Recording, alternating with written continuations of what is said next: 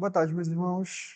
Nesse paz, por mais um domingo que Deus permite que estejamos aqui em sua casa, a fim de aprendermos mais da sua palavra, de cultuarmos a Ele logo mais. Hoje a gente vai iniciar um novo bloco da nossa CBD. A gente, como os irmãos sabem, a gente está desde o início do ano estudando o livro Fundamentos do Cristianismo, e ele é dividido em vários blocos, e a gente fez essas divisões em blocos. E nesse bloco agora a gente vai falar sobre salvação. E hoje essa aula vai ser uma aula um pouco mais introdutória aos assuntos que serão abordados, mas que vai passar uma base do que de fato é a salvação de acordo com a Bíblia. E o tema dessa aula é a aurora da nova era de Cristo. Então, como uma introdução, a gente vê que ao longo da história, o ser humano ele sempre demonstrou um anseio profundo por salvação. Desde o início, o homem tem ansiado por algo que o salve. O homem ele se encontra num lugar que ele encontra em si uma necessidade de ser salvo de algo. E a gente não vê isso sendo falado somente na igreja. Quando, por exemplo, a gente ouve músicas, e às vezes até músicas, muitas músicas de autores não cristãos, você vai ver que em muitas músicas, em filmes, em literaturas, arte, há ali uma necessidade de salvação. Há alguém clamando para ser salvo de algo. A gente pode pensar em diversas músicas que tenha essa necessidade. Há alguém clamando para ser salvo, ou para se encontrar, ou para mudar a situação que estava, ou para ter algo restaurado. Então, a pessoa, o ser humano, a humanidade, ela tem um anseio por salvação. E até mesmo o ímpio, embora ele não entenda, ele, mesmo de forma confusa, nele há uma necessidade de ser redimido. Então, quando ele vai cantar sobre recomeço, quando ele vai denunciar a injustiça, quando ele lamenta a morte, ele vai lamentar algo que está fora do padrão, algo que não deveria acontecer. Então, quando alguém lamenta a morte, é porque aquela pessoa gostaria de vida, só que ela não sabe disso, porque ela está cega por conta do pecado. E a humanidade tem isso dentro de si, esse anseio por recomeço. E o homem ele vai tentar buscar artifícios para ser salvo. Então, muitas pessoas vão tentar encontrar salvação por meio de ideologias, por meio de fórmulas políticas, achando que uma estrutura de uma sociedade vai salvar alguém, por meio de ideias que fogem do evangelho, uma filosofia de vida. Então, o homem ele sempre vai tentar buscar meios para se encontrar, para de alguma forma saciar o seu anseio, que na verdade a gente vê lá em Eclesiastes, que é um anseio do próprio Deus, e o Evangelho ele vai apresentar a causa e a solução dessa necessidade, que é o próprio Cristo. E essa solução, ela não é uma solução apenas religiosa, mas ela é uma solução universal. Por que eu estou dizendo isso? Porque não só o homem ele precisa ser salvo, mas tudo que foi criado, que foi atingido pelo pecado, precisa de salvação. E a gente vai ver que a salvação, ela nada mais é do que uma restauração à fórmula que Deus criou. Então, quando nós pensamos em salvação, e a gente vai ver isso ao longo do estudo de hoje, a gente vai pensar sobre restauração. Então, quando o homem ele precisa ser salvo, ele precisa ser restaurado aquilo que ele foi criado para ser. Então, quando pensamos em salvação, não é apenas ir para o céu depois da morte. Muitas pessoas podem achar isso, né? Tipo, ser salvo é você ir para o céu depois que você morrer. Mas na verdade que a salvação, a salvação bíblica, ela é algo muito mais profundo do que isso. Ela não se limita a um escape de um mundo físico, de um mundo material, onde a matéria é algo ruim, e ela precisa ir para um lado espiritual, no sentido de que, tipo, a gente precisa sair desse mundo e a salvação ela se limita somente a isso. Mas, na verdade, a salvação ela começa na regeneração do nosso coração e ela vai se estender até o renovo de todas as coisas, ou seja, até a consumação de todas as coisas, seja na nossa alma, seja no nosso corpo, seja na sociedade, seja na natureza. Então, a salvação que a Bíblia fala, ela não vai falar apenas de você morrer e ir para o céu, mas de você voltar a um estado pelo qual Deus te criou, a origem de tudo. E a gente vê que a salvação, ela vai começar, a gente vai ver nesse estudo, que ela vai começar na vinda de Cristo, porque o próprio Cristo ele é o início dessa nova criação, ele é o primeiro homem da nova humanidade, ele é o rei de um novo reino que ele mesmo funda, e assim como uma pequena fagulha no meio da escuridão, assim veio a vinda de Cristo, de forma que essa pequena fagulha ela vai aumentando, vai clareando cada vez mais, até que tudo fique tão claro na consumação. E esse é o que muitas parábolas de Cristo, muitas parábolas que Jesus vai falar sobre o reino de Deus, e isso seria o reino de Deus. Então, a salvação, ela vai querer dizer que a obra de Cristo ela não vem para destruir aquilo que foi criado e que foi corrompido pelo pecado, mas libertar do cativeiro da corrupção, como diz Romanos 8, 20 e 21. Então, Jesus ele está restaurando tudo aquilo que o pecado corrompeu, até que, por fim, todas as coisas nos céus e na terra sejam reconciliadas com Cristo. Então, essa é o que é de fato a salvação. Não é a fuga de um mundo, de uma matéria, mas é a restauração daquilo que Deus criou à sua origem. Não é uma substituição, mas é uma renovação. Não é apenas uma vida após a morte, mas é uma vida que nós já podemos experimentar hoje por causa daquilo que Jesus já fez e que há de ser revelada de forma muito mais plena na consumação. E para a gente tentar entender isso ao longo desse estudo, a gente precisa voltar lá para o Éden.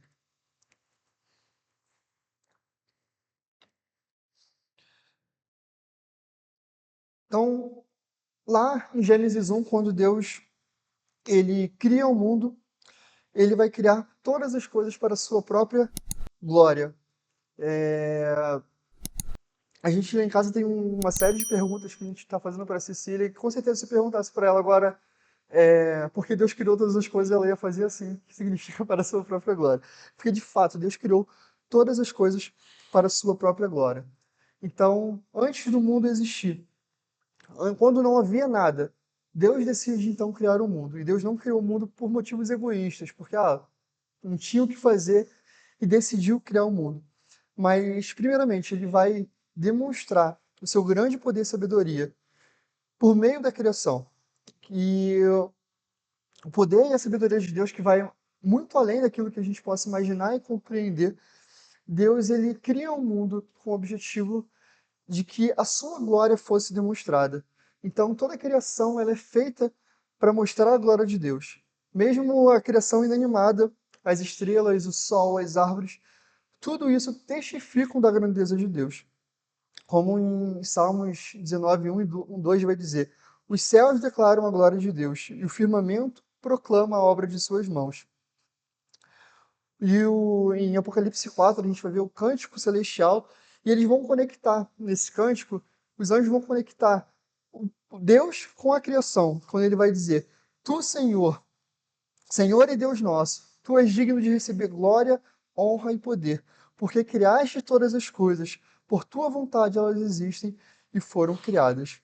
E Deus ele criou tudo perfeito, como tudo tem que ser. Quando Deus criou a natureza, criou o homem, ele criou tudo no seu devido lugar. Tudo com o seu objetivo de glorificar a Ele e de que o homem refletisse as suas características, refletisse os seus atributos. Então, a criação vai refletir a bondade de Deus, a ordem, a beleza do Criador. Então, e o homem, ele é criado à imagem e semelhança de Deus com a missão de cuidar, cultivar e governar a criação.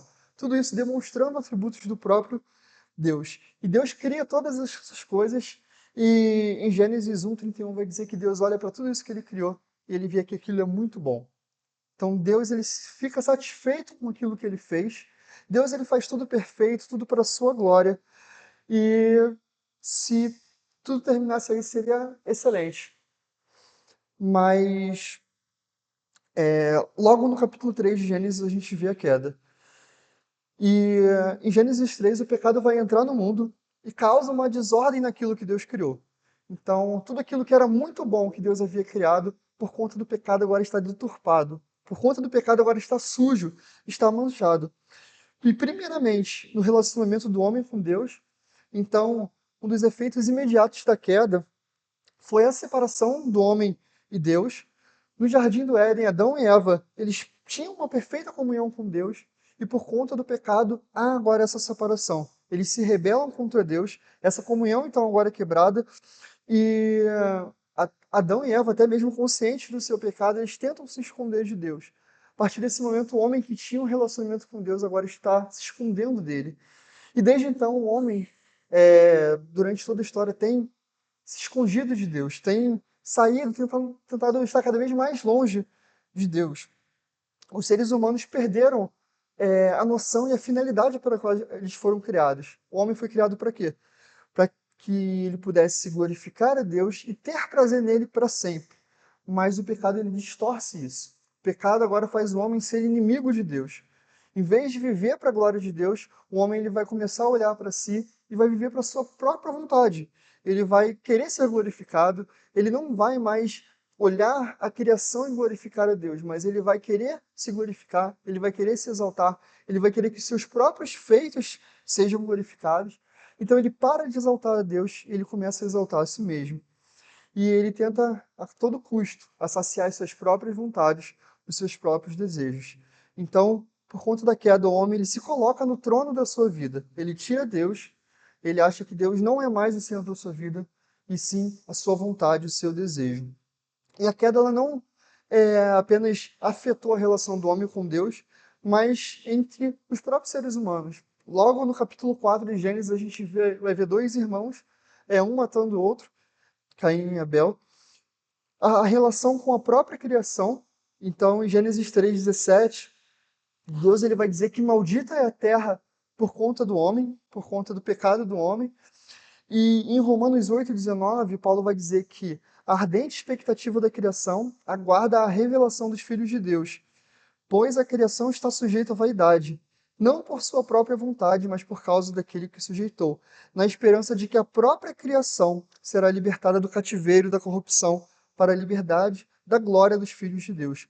Porque sabemos que toda a criação, a um só tempo, geme e suporta angústias até agora. A queda, meus irmãos, não apenas afetou o relacionamento do homem com Deus e com os outros homens, mas a própria criação, a própria natureza, ela sofre por conta do pecado. Tudo que o homem encosta é prejudicado por conta do pecado, assim como a própria criação.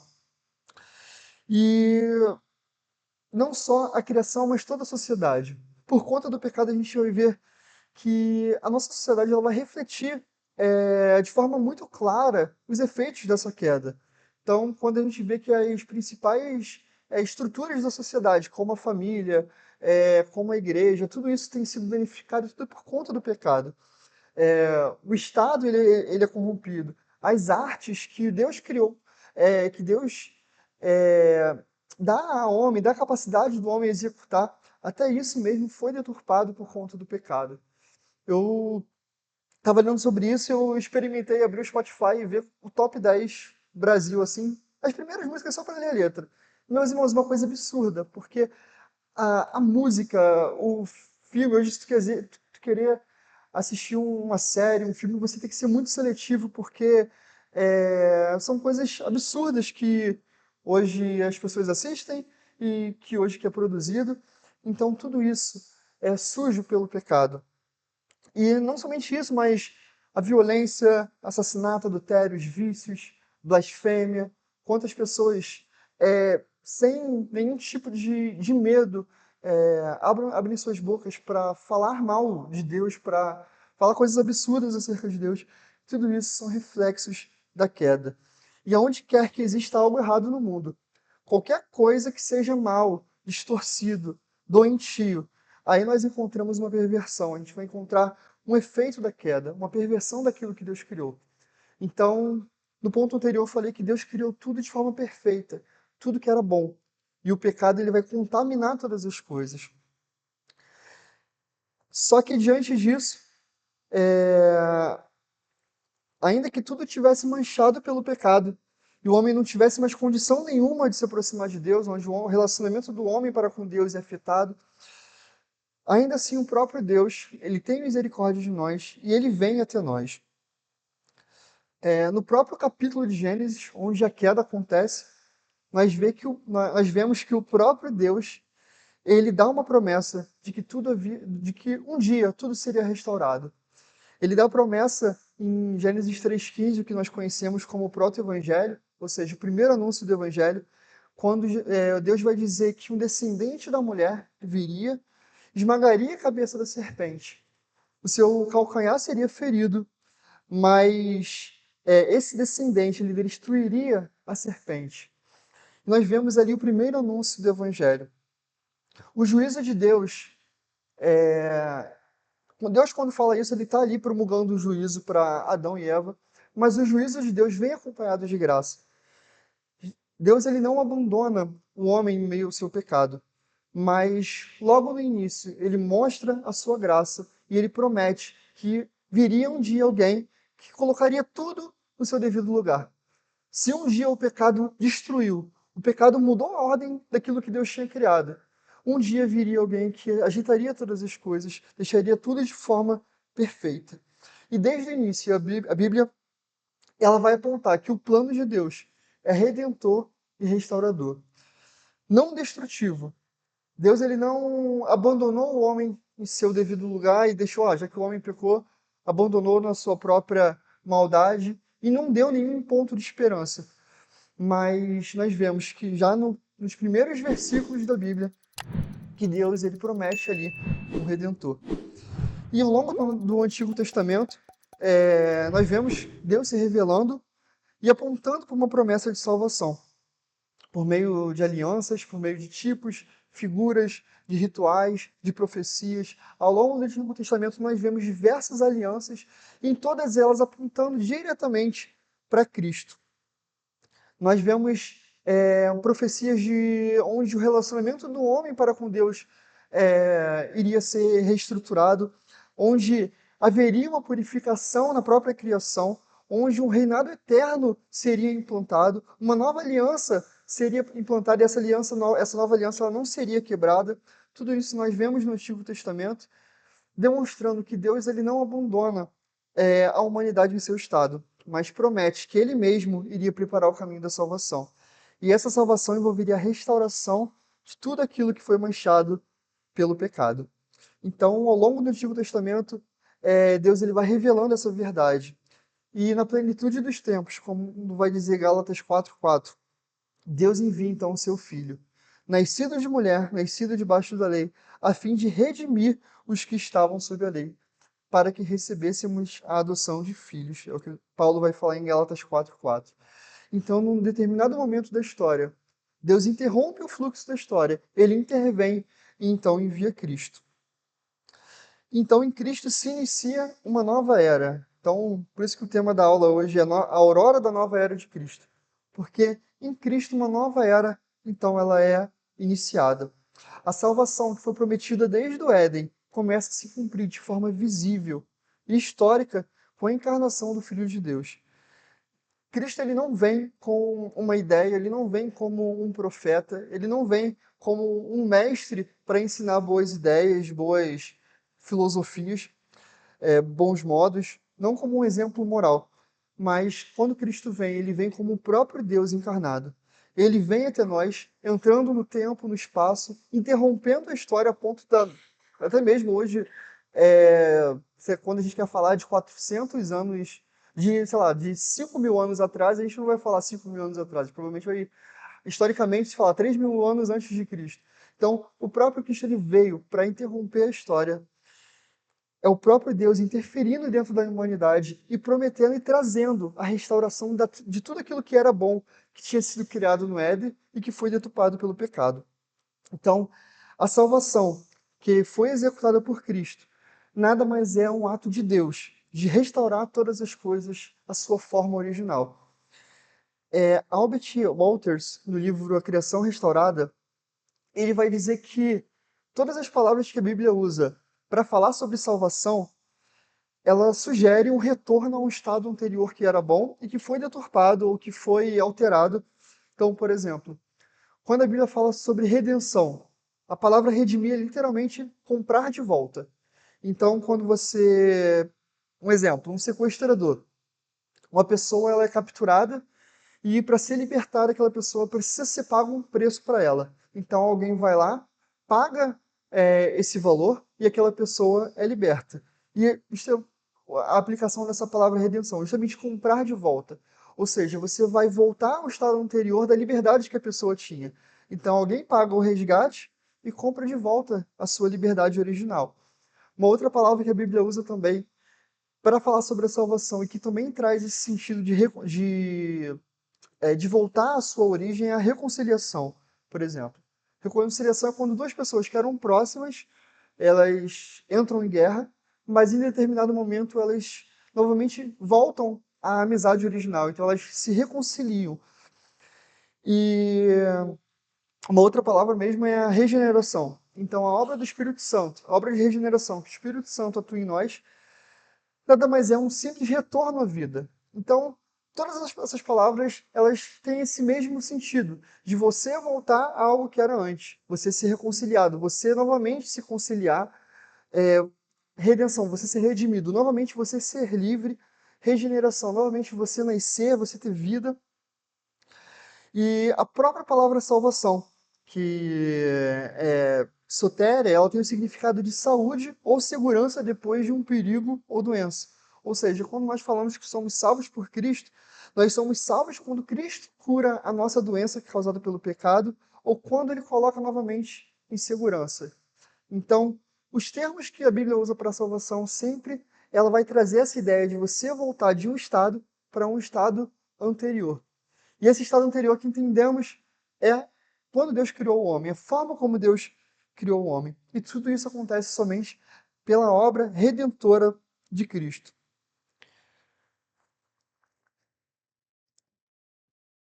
Então, Cristo ele vem, ele interrompe a história, ele inicia o seu ministério, e o foco da mensagem de Cristo não é anunciar um plano de fuga da criação que havia sido contaminada, como se a matéria ela precisasse ser descartada, como se o mundo fosse mau e você precisasse sair do mundo. Pelo contrário, mas a mensagem de Cristo é a mensagem de um reino que ele mesmo estava implantando, um reino que a princípio é pequeno, mas que ele iria ao longo da história se estendendo até que chegasse o momento da história onde tudo seria consumado.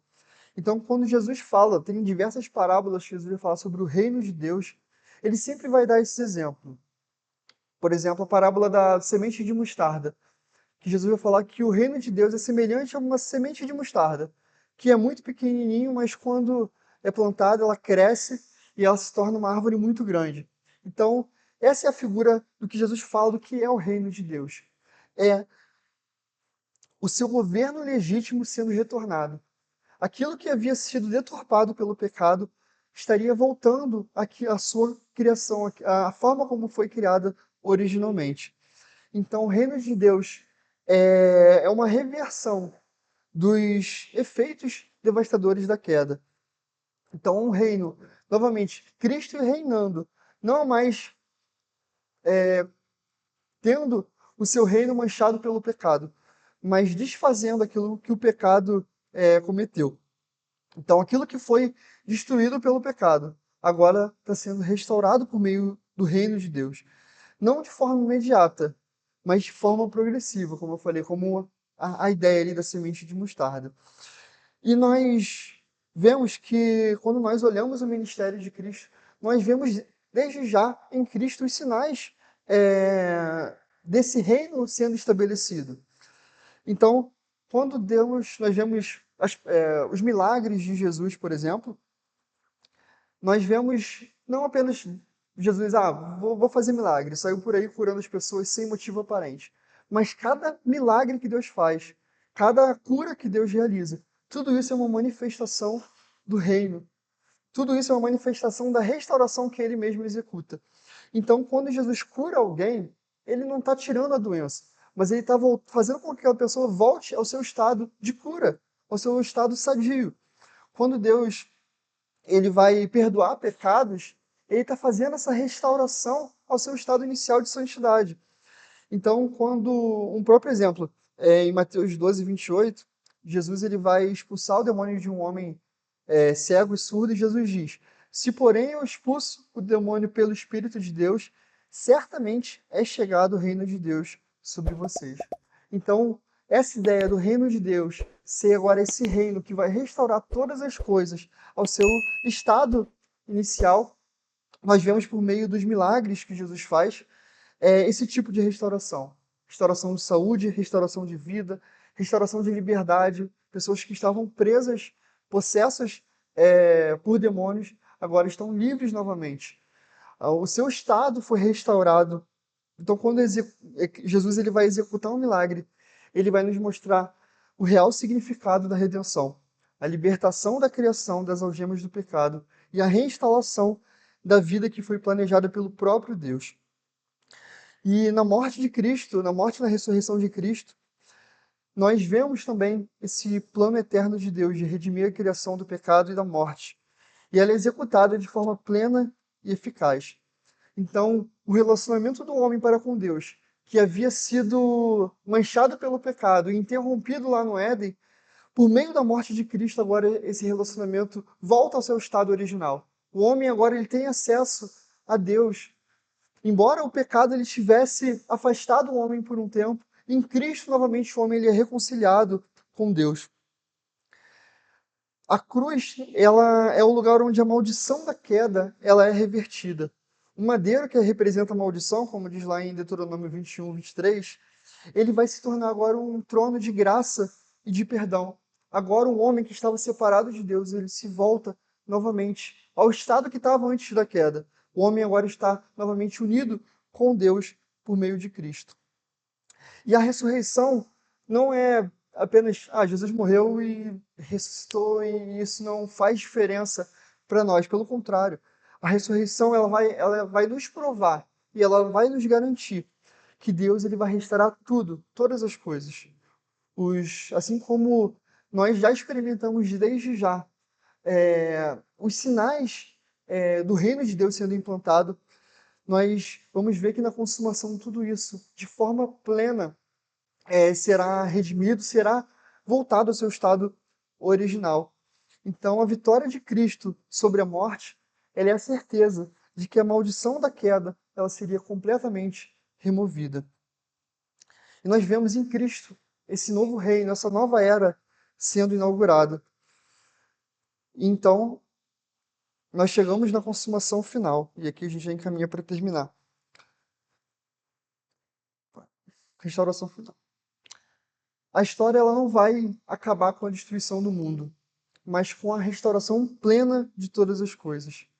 A cruz ela não existiu, o ministério de Cristo, Cristo não morreu por nós apenas para salvar indivíduos, mas para reconciliar todo mundo, toda a criação, todo o cosmos com o próprio Deus.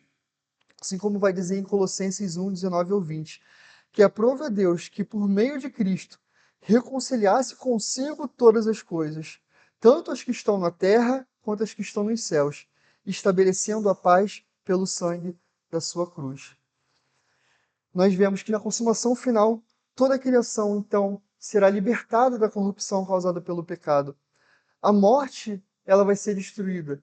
Não vai mais haver distância, não vai mais haver choro, mais dor, mais lágrima, não vai mais haver pecado, como nós lemos em Apocalipse 21. Nós veremos a nova Jerusalém descendo no céu. E não apenas, como eu disse no início, né, que a salvação não é apenas um homem indo para o céu, mas quando a gente lê o Apocalipse, a gente vê que a nova Jerusalém ela desce para o céu. E não é o homem que ele vai sair desse mundo, abandonar esse mundo da forma como está e considerar todo mundo, a matéria, como algo ruim. Mas nós veremos a nova Jerusalém descendo do céu, e não somente os crentes subindo para escapar do mundo. Nós ainda estamos nessa espera da consumação. O reino de Deus já é iniciado. Hoje nós já conseguimos ver fragmentos da obra de Cristo, das coisas voltando ao que era antes, a partir do momento que Cristo cumpriu o seu ministério, cumpriu a sua obra. A história ela não vai encaminhar para o caos, mas para a própria glória de Deus. No início eu falei que o mundo foi criado para que Deus fosse glorificado. E a consumação é isso, é tudo voltando à sua origem. O mundo o mundo existindo para a glória de Deus. Deus ele está conduzindo todas as coisas para um tempo onde não vai mais haver dor, não vai ter morte, não vai ter choro, pecado. Cristo será o centro de tudo. E os redimidos viverão com ele por toda a eternidade, em um mundo renovado, da forma exatamente como Deus quis que fosse quando foi criado. Tanto que em 1 Coríntios 15, 25 vai dizer: Pois importa que ele reine até que haja posto todos os inimigos debaixo dos seus pés. Nem morte, nem dor, nem pranto, nem o diabo, nem o mundo. Tudo há de voltar ao estado que Deus quis que fizesse, em perfeição, aquilo que era tudo muito bom. Então a salvação cristã não é apenas o que Deus vai fazer depois da morte, mas é o que ele já está fazendo, o que ele já começou a fazer em Cristo. E nos convida a viver como um povo dessa nova criação, como um povo desse novo reino, anunciando e antecipando com a nossa vida o reino que há de vir em sua plenitude quando Cristo voltar. Então, nos próximos domingos, nós estaremos falando sobre a salvação, até como eu disse no início, até acho que o último domingo de junho, e que possamos estar com nossos corações ansiosos para apreciar tudo aquilo que Cristo fez por nós, entendermos tudo que Deus fez por nós.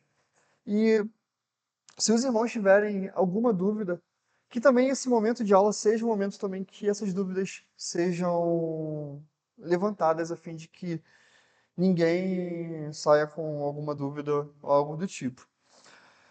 Amém? Os irmãos têm algum ponto a acrescentar, alguma dúvida? Não? Vou pedir então para o presbítero Carlos fazer uma oração.